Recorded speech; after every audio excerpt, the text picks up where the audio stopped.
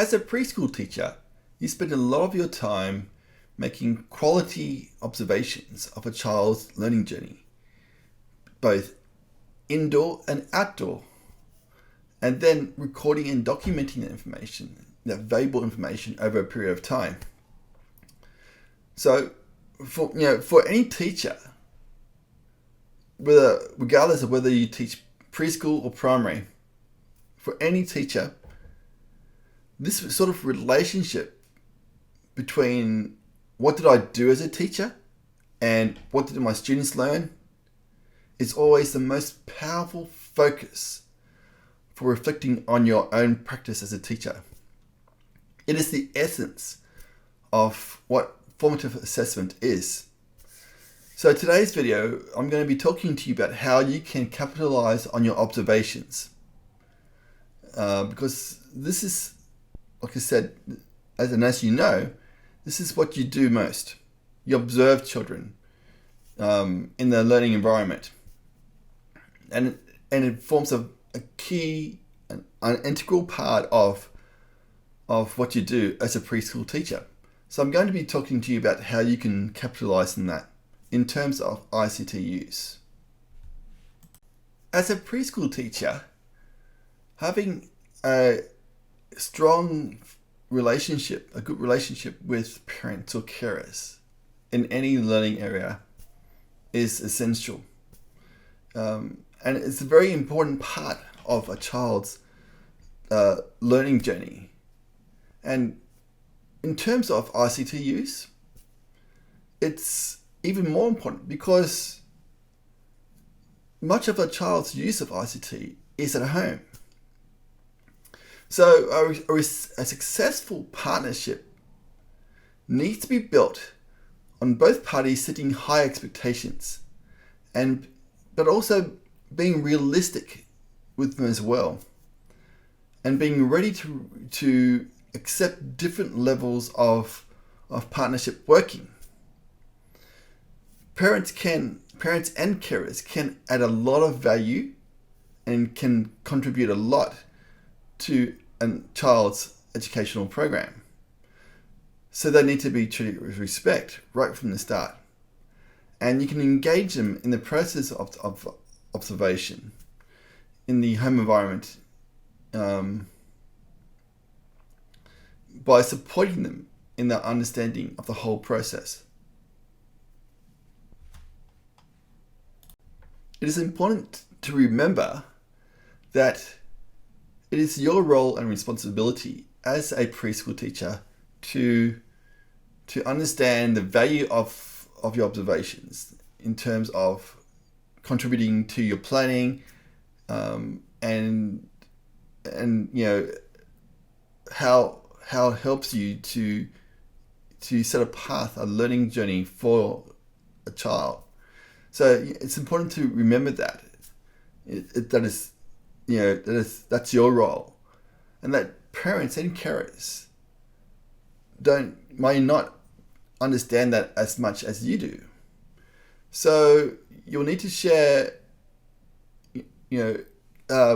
information about observation in an understandable and unthreatening way.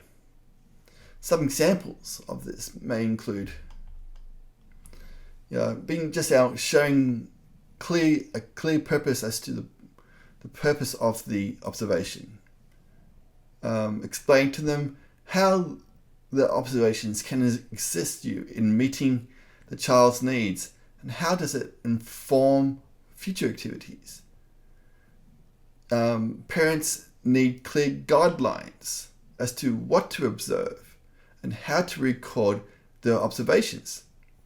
A good idea is you can share examples with them of various formats of recording ICT use at home. While you're doing this, it's important to also remember too that literacy levels may not be the same as everybody else, depending on where you are, or even regardless of that. There are various levels of literacy in society. So be aware of meeting the needs of parents with low-level literacy skills too. And let parents know that it is their right to access all observations made on their child. As I said at the beginning, much of a child's ICT use is at home. So what then can you talk about with parents in terms of ICT use? Well, it comes down to a few very important things. First of all, you can just listen to their stories about the child's or the children's experiences with technology at home. You can invite families to tell you about their children's interests, and then you can talk to parents on a regular basis about this. So a parents and carers partnership in a child's assessment of ICT use at home can already assist you in saving you time in your initial planning for a child's learning journey. But that's the first part of it. And this needs to be established at the beginning when a child first enters your learning environment there. To establish that relationship, to encourage the sharing of information about children's use of ICT at home, so that you can then use that to inform your planning and any future activities for the child. Because that's the first step in ensuring that progression occurs, that they build on what they already know at home. So that adds up there. The second part of this process involves your own observations. And depending on where you are, you may already have observation templates to use. So I encourage you first to really make full use of those templates. And various states or territories may already have, like I said, one set out for you. This information that I'm going to give you is to help you maximize their use in terms of a child's ICT capabilities. Today, the use of ICT can be conducted across all learning areas.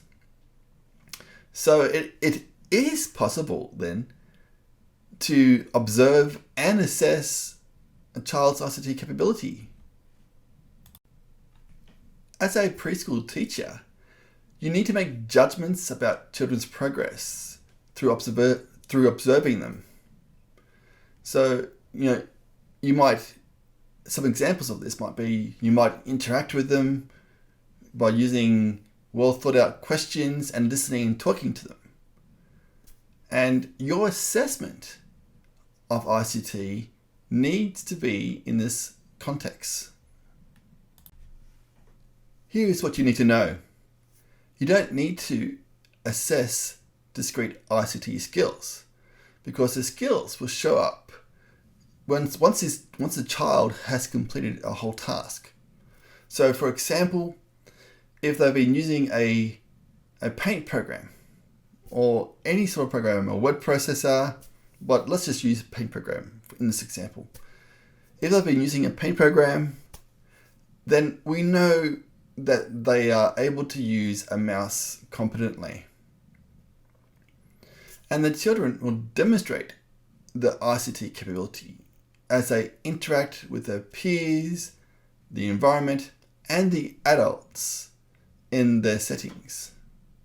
But before I finish, it is important to remember that this information is also vital in informing not only your own practice, but future teachers' practices. This information needs to be passed on and useful It has to be meaningful. And